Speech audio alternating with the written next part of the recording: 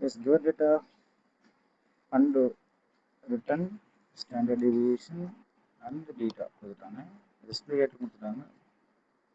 நம்ம என்ன எழுதணும் அப்படின்னா பாருங்க, இந்த கேள்வி வந்து தேவையில் பாதி 1% ரிட்டர்ன் கொடுத்துட்டாங்க, ஸ்டாண்டர்ட் டிவியேஷன் கொடுத்துட்டாங்க, பீட்டா கொடுத்துட்டாங்க. You are required to calculate ஷாப்பிங் method, Treynor's method.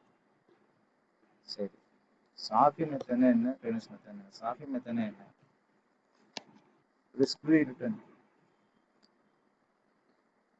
Of security divided by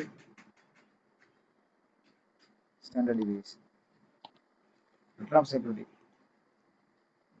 எவ்வளவு? 15.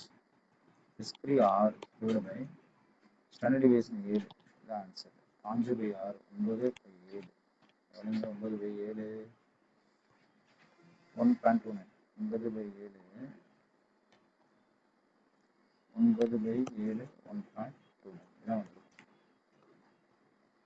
இந்த ஃபார்மில் புரிஞ்சிருக்குன்னு நினைக்கிறேன். அப்போ 5/6 divided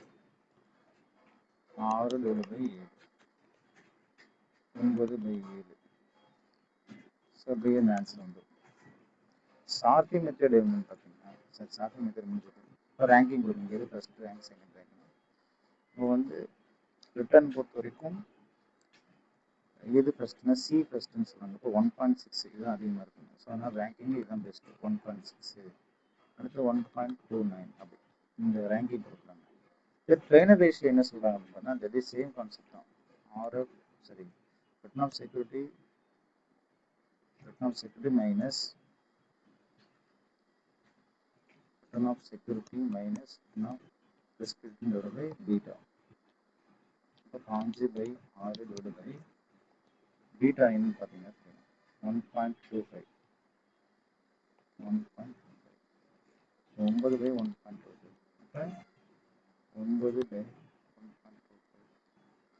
7.2.